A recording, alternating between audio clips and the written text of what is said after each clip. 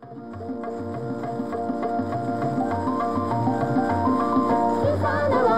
किसानवाणी किसानवाणी हिरव्या स्वप्नांची साध्यवाणी प्रगत योगाची वेधवाणी कृषी तंत्राची ही मंत्रवाणी किसानवाणी किसानवाणी किसानवाणी।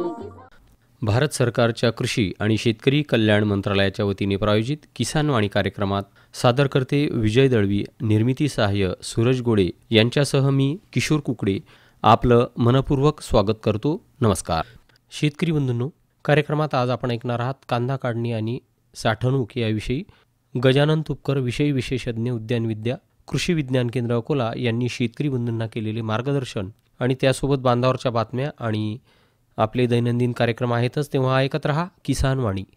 अरे अरे अरे क्या कर रहा है? इधर इधर इधर हम बोल रहे हैं तेरे बीजू का। पुतला बोल रहा है? हाँ, पक्षियों से तो हम खेत को बचा लेते हैं, पर इन घातक रसायनों से कैसे बचाएं? मतलब? देख बेटा, तू जो ये अंधाधुंध रसायन मिलाता है ना, मिट्टी की सेहत बिगड़ने लगी है। और जब माटी ही कमजोर पड़ जाएगी तो उपज कैसे सेहतमंद होगी? अरे पहले ऐसा नहीं था, पूछना अपने बड़े बुजुर्गों से, कैसे फसल लहलहाती थी, शुद्धता झलकती थी। हाँ, माटी भी तंदुरुस्त और लोग भी। अरे पहली वाली बात कहाँ? पर अब तो सब यही डाले हैं। सब नहीं, आज भी लाखों जागरूक किसान परंपरागत विधि से फसल उगा रहे हैं। खर्चा कम और उपज की कीमत भी बेहतर पा रहे हैं। सच है? रे बेटे एक्सपीरियंस से बता रहे हैं, धूप में बाल सफेद नहीं किए हैं। हाँ ठीक है भाई, मैं भी आज से जैविक खेती शुरू करूंगा। माटी से प्रेम की परंपरा है, परंपरागत खेती। शेतकरी बंधूंनो, कार्यक्रमात सुरुवातीलाच ऐकूया ग्रामीण कृषी मौसम सेवा डॉक्टर पंजाबराव देशमुख कृषी विद्यापीठ अकोला आणि भारत मौसम विभाग यांच्याकडून प्राप्त उद्याचा हवामानाचा अंदाज। उद्याचं कमाल तापमान 44°C तर किमान तापमान 24°C राहू शकते। सकाळची सापेक्ष आर्द्रता 38%, दुपारची सापेक्ष आर्द्रता 20% आणि हवेचा ताशी वेग हा ताशी 2 किलोमीटर राहू शकतो। आत्ताच आपण ग्रामीण कृषी मौसम सेवा डॉक्टर पंजाबराव देशमुख कृषी विद्यापीठ अकोला आणि भारत मौसम विभाग यांच्याकडून प्राप्त उद्याचा हवामानाचा अंदाज जाणून घेतलात। हर जोखिम से निकल कर फसल आए, सुरक्षित हो जाए, फसल बीमा से हर किसान अब आत्मनिर्भर हो जाए। संकट के समय प्रधानमंत्री फसल बीमा योजना किसानों के लिए वरदान है।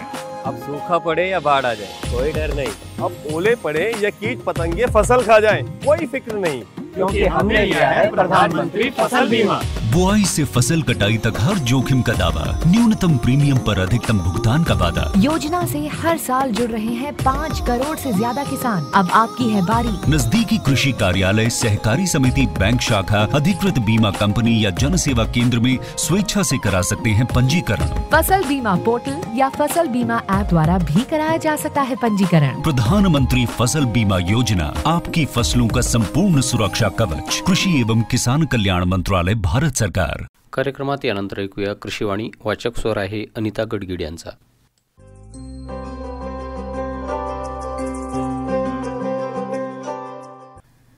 कृषीवाणी या अंतर्गत आता ऐकूया टरबूज आणि खरबूज पिकावरील रोग व्यवस्थापन याविषयी डॉक्टर पंजाबराव देशमुख कृषी विद्यापीठ अकोला यांच्याकडून प्राप्त माहिती।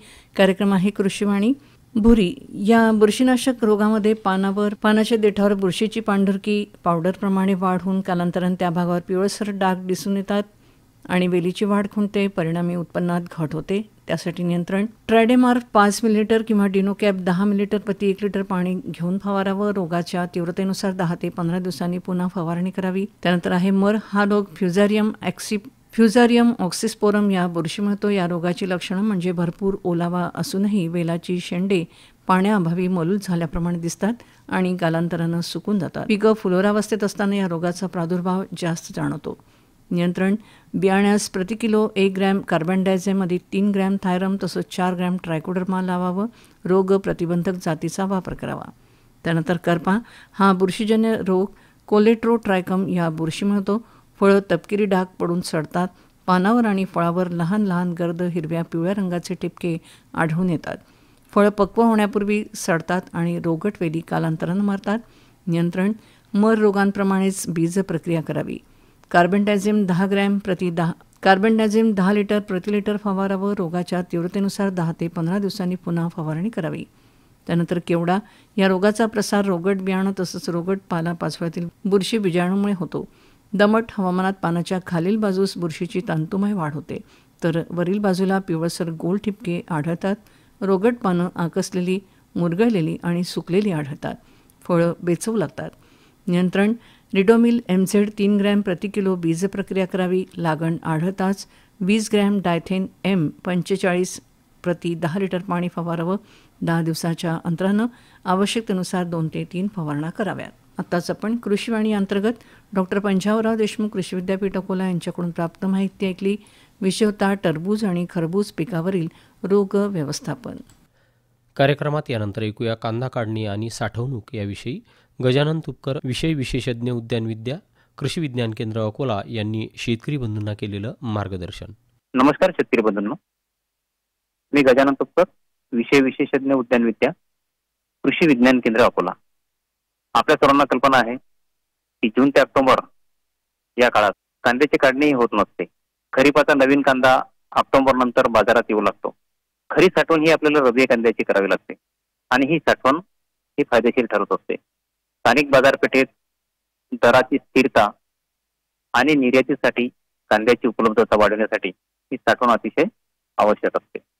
तर आज आपण तंत्र कांदा साठवणुकीचे आणि कांदा काढणी करत असताना आपण काय काळजी घ्यावी याविषयी आपण माहिती घेऊया. तर शेतकरी बंधूंनो, जातीची निवड सुद्धा अतिशय महत्वाची आहे, कारण खरीपात तयार होणाऱ्या जातीचा कांदा 1 महिन्यापेक्षा जास्त टिकत नाही. रब्बी हंगामात तयार होणाऱ्या जातींचे कांदे हे 5 महिने साठवणुकीत टिकतात. त्यातही वाना परत्वे याच्यामध्ये बराच फरक पडतो. N 241, ॲग्रीफाऊंड लाईट रेड किंवा आर्कानिकेतन या जाती 6 महिने साठवणुकीत विशेष घट न होता चांगल्या टिकू शकतात. भीमा किरण, भीमा शक्ती या नवीन या जाती देखील साठवणुकीमध्ये अतिशय चांगल्या टिकत असतात. म्हणून एक महत्वाचं आहे की लागवड करत असताना जे वाण साठवणुकीमध्ये जास्त दिवस ज्याची साठवण क्षमता आहे, चांगले टिकू शकतात, अशा वाणांची लागवड करणं अतिशय महत्वाचं ठरतं. त्यासोबतच खतांचं आणि पाण्याचं नियोजन सुद्धा खूप महत्वाचं असतं. म्हणजे कांदा साठवणुकीमध्ये खराब होऊ नये त्यासाठी लागवडीमध्ये आपलं खतांचं आणि पाण्याचं नियोजन सुद्धा याचा सुद्धा खूप महत्वाचा रोल असतो. खतांची मात्रा, खतांचा प्रकार तसेच पाणी नियोजन यांचा साठवणुकीवर परिणाम होत असतो. शक्य होईल तितके नत्र सेंद्रिय खतामधून द्यावे. सर्व नत्र लागवडीनंतर 60 दिवसांच्या आत द्यावे. उशिरा नत्र दिले तर माना दाट होतात, कांदा टिकत नाही. म्हणून जो आपल्याला नत्र द्यायचा आहे तो 50 ते 55 दिवसाच्या आत लागवडीच्या नंतर आपल्याला हात देऊन टाकायचा आहे आणि त्यानंतर नत्रयुक्त खतांचा वापर बंद करणं अतिशय महत्वाचं असतं. पालाशमुळे साठवण क्षमता वाढते आणि रब्बी कांद्यासाठी पालाची ही मात्रा आपल्याला वाढवावी लागते. गंधकासाठी अमोनियम सल्फेट ऑफ पोटॅश किंवा सुपर फॉस्फेटचा जर वापर केला असेल तर गंधकाची गरज आपोआप पूर्ण होऊन जाते. परंतु अलीकडे आपण पाहतो की संयुक्त दाणेदार खताचा वापर शेतकरी मोठ्या प्रमाणामध्ये करत असल्यामुळे त्यातून फक्त नत्र, पुरत आणि पालाश ही अन्नद्रव्ये मिळतात. तेव्हा गंधकासाठी गंधकयुक्त खत लागवडीपूर्वी देणे साठवण चांगली होण्यासाठी अतिशय आवश्यक आहे. त्यामुळे लागवडीसोबतच ज्यावेळी कांद्याची आपल्याला लागवड करायची आहे त्यासोबत नत्र, पुरत, पालाश आणि गंधक देणं अतिशय महत्वाचं ठरतं. पाणी देण्याच्या पद्धतीचं सुद्धा किंवा पाण्याचं प्रमाण याचा सुद्धा साठवणुकीवर परिणाम होत असतो. दोन्ही पिकांना पाणी कमी परंतु नियमित लागतं. कंद पोसत असताना एकाच वेळी भरपूर जर पाणी दिलं तर माना जाड होतात आणि जोड कांद्याचं प्रमाण वाढते. हे अतिशय महत्वाचं आहे की कांदा पोसत असताना एकदम एकाच वेळी भरपूर पाणी देऊ नये. मान तर जेवढ्या आपल्या जाड झाले असतील तर आपण त्याच्यामध्ये निष्कर्ष लावू शकतो की याच्यामध्ये पाणी भरपूर झालेलं आहे आणि हा कांदा साठवणुकीमध्ये लवकर तो खराब होतो. म्हणून त्याला ठराविक कालावधीने आपल्याला पाणी देणं खूप महत्वाचं आहे. काढणी अगोदर 2 ते 3 आठवडे पाणी बंद करणं खूप महत्वाचं आहे. कांदा साठवणुकीत चांगले टिकण्यासाठी काढणीपूर्वी सल्ल्यानुसार योग्य उपाययोजना करणं सुद्धा अतिशय महत्वाचं आहे. आणि ज्यावेळी कांदा आपण काढतो किंवा कांदा काढण्याच्या 2 ते 3 आठवडे जेव्हा त्याला पाणी बंद करतो त्यावेळी शेतामध्ये कार्बेंडेझिम 10 ग्रॅम 10 लिटर पाण्यामध्ये घेऊन शेतामध्येच आपल्याला कांदा पिकावर फवारणी करायची आहे. आणि ज्या ठिकाणी कांदा आपण साठवणार आहोत त्या ठिकाणी सुद्धा कांदा चाळ असेल किंवा जिथे आपल्याला जी खोली असेल जिथे आपल्याला साठवायचं आहे ती सुद्धा कार्बेंडेझिम 10 ग्रॅम 10 लिटर पाण्यामध्ये घेऊन त्याने आपल्याला निर्जंतुक करायचं आहे. कांद्याच्या 50 ते 70% माना पडल्यानंतर काढणी करणं महत्वाचं. त्यानंतर साठवणुकीचं नियोजन हे अतिशय महत्वाचं आहे. या शेतातल्या बाबी आपण बघितल्या की शेतातल्या बाबींचं सुद्धा खताचं नियोजन असेल किंवा पाण्याचं व्यवस्थापन असेल किंवा गंधकाचा वापर असेल किंवा वाणांचा वापर असेल तर या गोष्टीकडे जर आपण लक्ष दिलं शेतीमध्ये तर आपलं बरंचसं कांदा साठवणुकीमध्ये जे सडण्याचं प्रमाण आहे ते आपण कमी करू शकतो. त्यानंतर आता साठवणुकीचं नियोजन आपण बघूया. तर त्याच्यामध्ये सगळ्यात महत्वाचं आहे की कांदा सुकवणे. काढणीनंतर कांदा शेतातच पातीसह सुकू द्यावा. कांद्याची ओळी अशाच तऱ्हेने लावाव्यात की जेणेकरून पहिल्या ओळीतील कांदा दुसऱ्या ओळीतील पाल्याने झाकला जाईल. अशा प्रकारे कांदा शेतात 4 दिवस सुकू द्यावा. त्यानंतर 4 सेंटीमीटर लांब मान ठेवून 5 कापावे. शिंगळे कांदे, जोड कांदे आणि डेंगळे आलेले कांदे वेगळे काढावेत. राहिलेला कांदा सावलीत ढीग करून 15 दिवस सुकवावा. या काळात कांद्याच्या माना वाळून पिरगळतात. वरचा पापुद्रा वाळून कांद्याला घट्ट चिकटतो. अशा प्रकारे वाळलेला कांदा अधिक काळ चांगला टिकतो. बऱ्याच वेळा शेतकरी कांदा काढला की कापून लगेच ढीग लावतात. ओल्या पानाने ढीग झाकतात. मात्र कांदा काढून तो पानासहित जर वाळवला तर पानातील ऍब्सिसिक ऍसिड पानातून कांद्यामध्ये उतरते. त्यामुळे कांद्यास सुप्तावस्था प्राप्त होते आणि आपले कांदे चांगले टिकतात. आता साठवणूक गृहातील जे वातावरण आहे ते सुद्धा अतिशय महत्वाचं आहे. तर चांगल्या साठवणीसाठी साठवणगृहात 65 ते 70% आर्द्रता आणि तापमान 25 ते 30 अंश सेल्सिअसच्या दरम्यान असावे लागतं. नैसर्गिक वायुविजनाचा वापर करून साठवणगृहाची रचना केली तर तापमान आणि आर्द्रता काही अंशी मर्यादित ठेवून साठवणुकीतील नुकसान आपल्याला कमी करता येत असतं. आता साठवणगृहाची रचना कशी असावी म्हणजे आपण जे कांदा चाळ ज्याला म्हणतोय कांदा चाळ ज्या करणार आहोत तर त्याची रचना सुद्धा करणं अतिशय शास्त्रोक्त असणं अतिशय महत्वाचं आहे. यामध्ये साठवणगृहाचे 2 प्रकार असतात. एक म्हणजे नैसर्गिक वायुविजनाचा वापर करून उभारलेले साठवणगृह आणि विद्युत ऊर्जेचा वापर करून बनवलेली शीतगृह. तर यामध्ये आपण पाहतो की मोठ्या प्रमाणामध्ये नैसर्गिक वायुविजनाचा वापर करून ज्या काही कांदा चाळी आहेत त्या मोठ्या प्रमाणामध्ये तयार झालेल्या आहेत. नैसर्गिक वायुविजनावर आधारित चाळ ही 1 पाखी आणि 2 पाखी या 2 प्रकारचे असतात. 1 पाखी चाळीची उभारणी दक्षिण उत्तर करावी आणि 2 पाखी चाळीची उभारणी ही पूर्व पश्चिम करावी. चाळीची लांबी 50 फुटापेक्षा जास्त असू नये. तळाची हवा खेळती असावी. तसेच बाजूच्या भिंती देखील लाकडाच्या किंवा बांबूच्या असाव्यात आणि त्यास फटी असाव्यात म्हणजे जेणेकरून त्यामधून हवा ही खेळती राहील. चाळीसाठी उंचावरची व पाणी न साठणारी जागा निवडावी. चाळीभोवतीची जागा स्वच्छ असावी. तळाची मुरुम वाळूचा थर द्यावा. त्यानंतर चाळीची उभारणी करावी. तळाची 1 फुटाची मोकळी जागा ठेवावी जेणेकरून खालून सुद्धा कांद्याला हवा ही सारखी मिळेल. चाळीचं जे छप्पर आहे शक्यतो उसाच्या पाचटाने झाकावे. कौल हे महाग पडतात. चाळीचा खर्च वाढतो. सिमेंट किंवा पन्हाळी पत्र्यांनी चाळीची उष्णता वाढत असते. तर सिमेंट पत्रे व त्यावर उसाच्या पाचटाचे जर आच्छादन केलं तर तापमान कमी राहण्यास मदत मिळते. चाळीचं छप्पर हे उतरतं असावं. ते उभ्या भिंतीच्या 3 फूट पुढे असावे. त्यामुळे पावसाचे ओसाडे कांद्यापर्यंत पोहोचत नाहीत आणि कांदा खराब होत नाही. हे करत असताना कांद्याची चाळ बांधत असताना त्याची उंची आणि रुंदी ही सुद्धा तेवढीच महत्वाची आहे. तर चाळीतील कांद्याची उंची ही 4 ते 5 फुटापेक्षा जास्त असू नये. उंची वाढल्यामुळे तळातील कांद्यावर वजन वाढते आणि हवा खेळती राहत नाही. कांद्याची ही जी पाखीची रुंदी देखील 4 ते 4.5 फुटापेक्षा जास्त असू नये. रुंदी जर वाढवली तर वायुविजन सुद्धा नीट होत नाही. थरातील जे मध्यावरील जे कांदे आहेत ते जनरली त्याच्यामध्ये सडण्याचं प्रमाण हे दिसून येत असतं. आता चाळीची उभारणी करत असताना तळाची हवा खेळती राहणारी 2 पाकी चाळीविषयी आपण बघूया. तर या चाळीची रचना ही पूर्व पश्चिम करावी. चाळीची लांबी 30 ते 50 फूट असावी. लांबी 50 फुटापेक्षा जास्त असू नये. लांबी वाढवली त्याच्यामध्ये जर आपण लांबी वाढवली तर कांद्या सडण्याचं प्रमाण वाढतं. ही चाळ 2 पाकी असावी. एका पाकीची रुंदी 4 फूट असावी आणि 2 पाक्यांमध्ये वावरण्यासाठी 4 फूट मोकळी जागा असावी. म्हणजे चाळीची रुंदी ही 12 फूट असावी. तळ अधांतरी असावा. जमिनीपासून अधांतरी तळाची उंची 1 फूट असावी. तळ आणि बाजू लाकडी पट्ट्याने किंवा बांबूने बनवलेले असावेत. अधांतरी तळासाठी लोखंडी पाईप किंवा सिमेंट पट्ट्याचा वापर करू नये. 2 पट्ट्यामध्ये 1 ते 1.5 इंच फट असावी. लहान आकाराचे कांदे पडणार नाहीत इतपतची फट असावी. त्यामुळे वायू विजन हे अतिशय चांगलं होतं. चाळीचं छप्पर ऍडजस्ट असलं तर अतिशय चांगलं. लोखंडी पत्रे जर आपण वापरतो म्हटलं त्याच्यामध्ये तापमान वाढते. छपराचे पत्रे बाजूच्या भिंतीच्या 2 ते 2.5 फूट पुढे आलेले असावे. याला आपण जनरली त्याला पाक्या असे म्हणतो.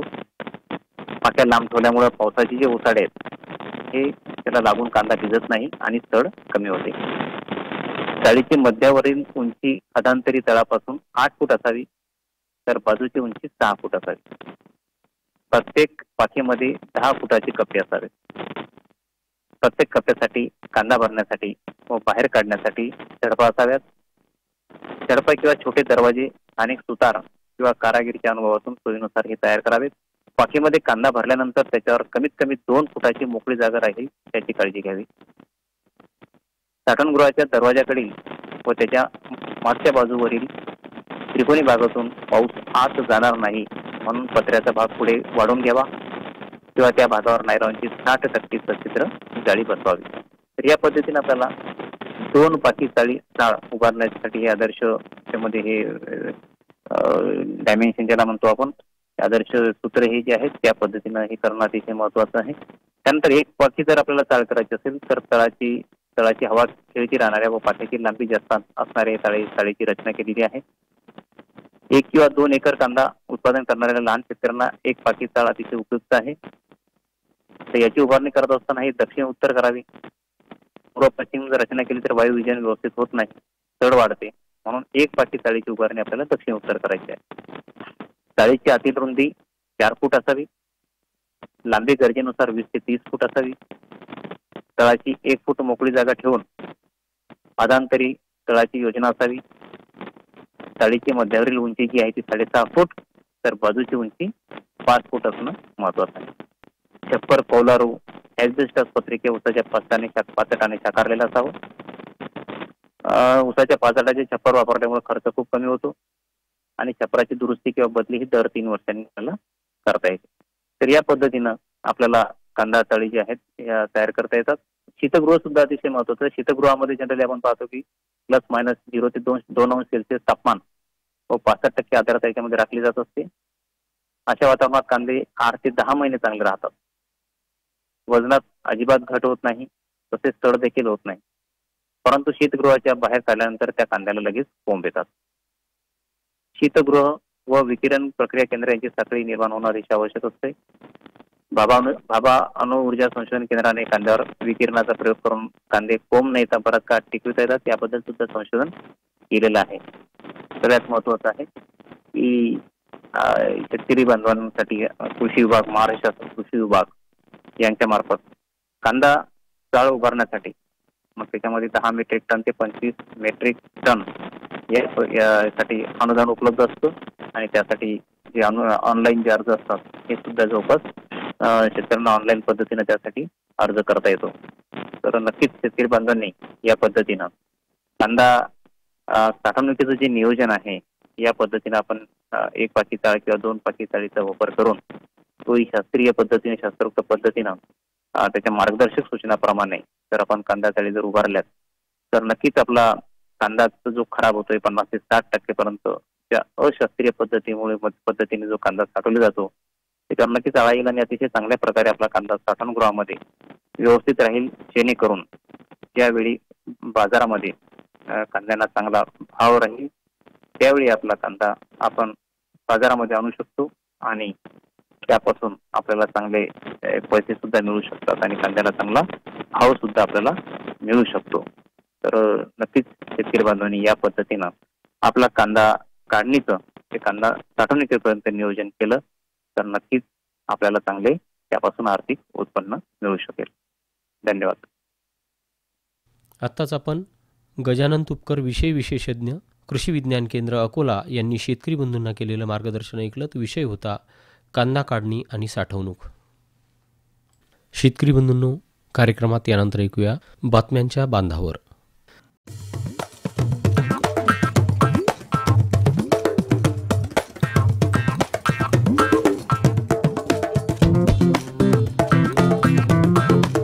बातम्यांच्या बांधावर गेल्या आठवड्यातील कृषीविषयक बातम्यांचा आढावा घेणारा कार्यक्रम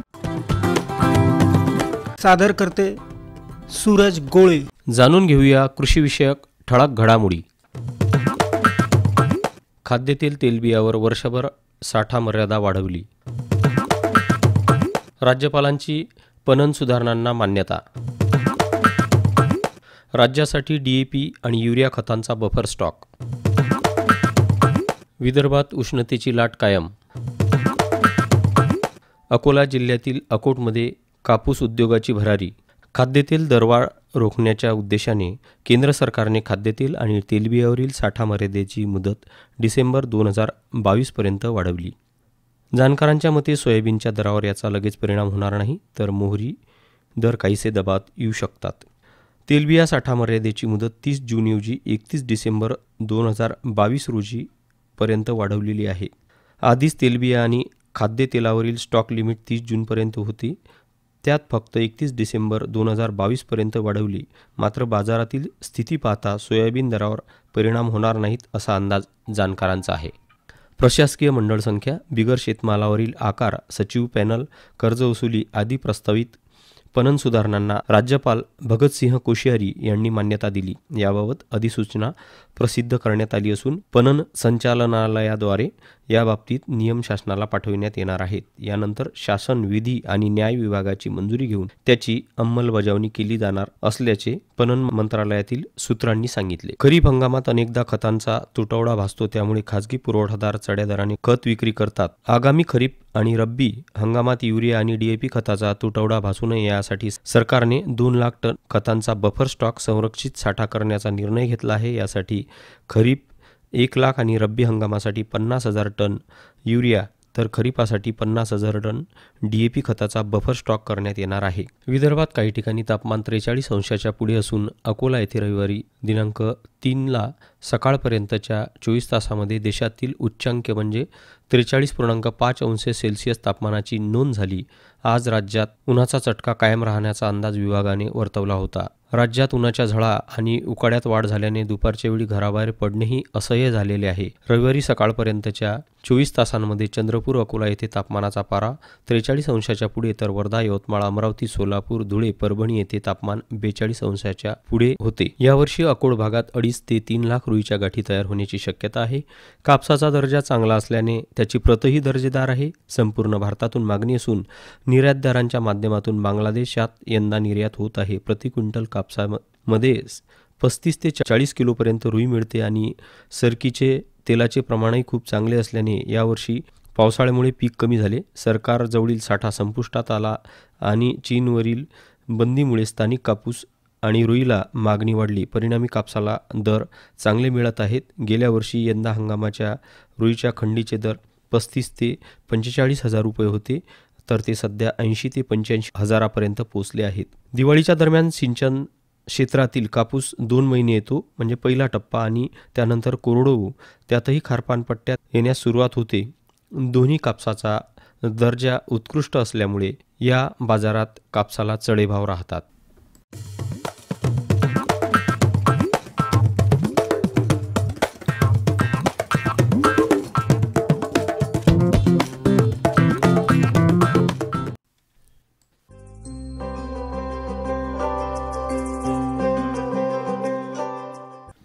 कार्यक्रमात यानंतर ऐकूया एक निवेदन आहे प्रश्न तुमचे उत्तर आमच्या या कार्यक्रमाविषयी.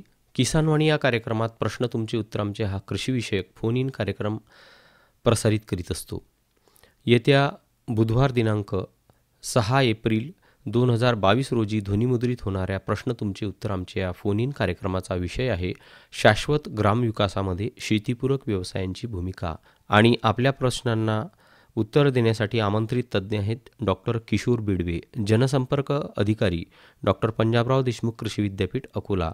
तेव्हा अवश्य फोन करा. या कार्यक्रमात फोनवरून प्रश्न विचारण्यासाठी आपण येत्या बुधवारी दुपारी 4 ते 4:30 या वेळेत फोन करावेत. त्याकरिता आमचा फोन नंबर असा आहे 0724 2456461. फोन नंबर पुन्हा एकदा ऐका 0724 2456461. या कार्यक्रमाचं प्रसारण आपण बुधवार दिनांक 6 एप्रिल 2022 रोजी संध्याकाळी 7:30 वाजता ऐकू शकाल. निवेदन संपलं.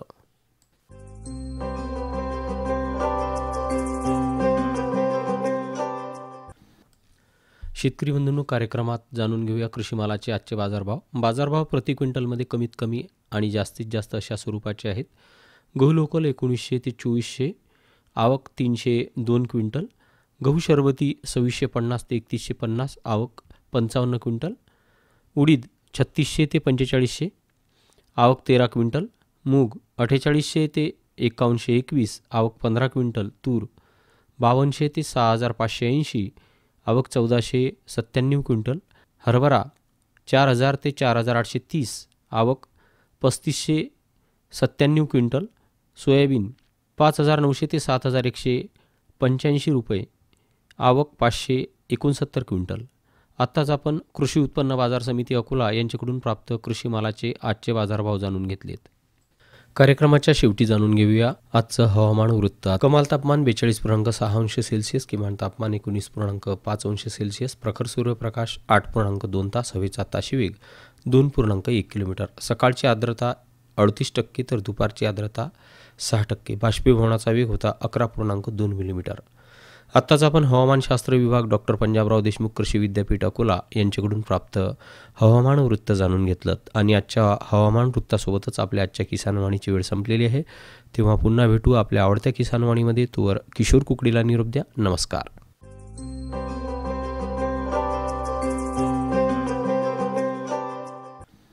आजच्या किसानवाणी कार्यक्रमाचं निर्मिती सहाय्य सूरज गोळे यांचं, तर सादर करते विजय दळवी.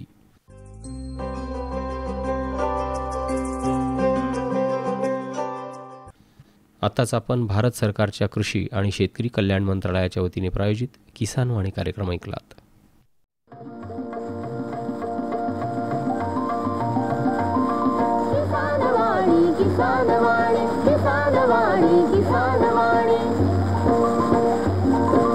हिरव्या स्वप्नांची साध्यवाणी, प्रगत योगाची वेधवाणी, कृषी तंत्राची ही मंत्रवाणी.